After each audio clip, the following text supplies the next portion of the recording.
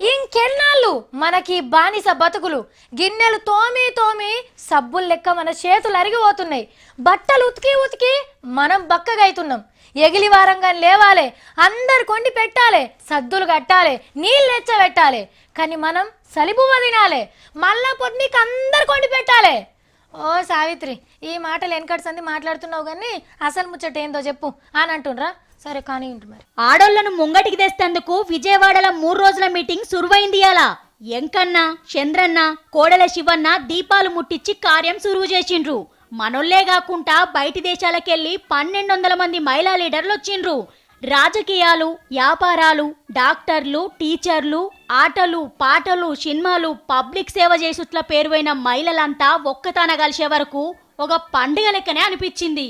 మహిళల హక్కులు, చదువులు, కొలువులు, వాళ్ళ మంచి చెడ్డల మీద వచ్చినోళ్ళంతా స్పీచ్లు దంచిండ్రు. ఇక మన తెలంగాణకెళ్ళి ఎంపీ కవితక్కను పిలిచిండ్రు. మన నాన్నలు చెప్తా ఉంటారు, మా భార్య మహారాణి, మా ఇంటికే మహారాణి అని చెప్తారు. ఇంటికే మహారాణి అని చెప్పినామా లాస్ట్కి వంటింటికి మహారాణి అవుతుంది. సరే వంటింటికి మహారాణి కదా, మరి వంటిల్లంతా మనదే అనుకొని వంటింట్లోకి వెళ్తే వంటింట్లో ఉండే పాత్రల మీద కూడా నాన్న పేరే కనపడుతుంది తప్ప అమ్మ పేరు ఎక్కడ కనపడదు. ఆడోళ్లను ముంగటికి తెచ్చే ముచ్చట్ల ఇంకో 2 రోజులు మాట్లాడుకుంటారు. ఇక వచ్చినోళ్ళంతా అమరావతి కొత్తపట్నం ఎట్లా కడుతుండ్రో చూసేస్తుండ్ర.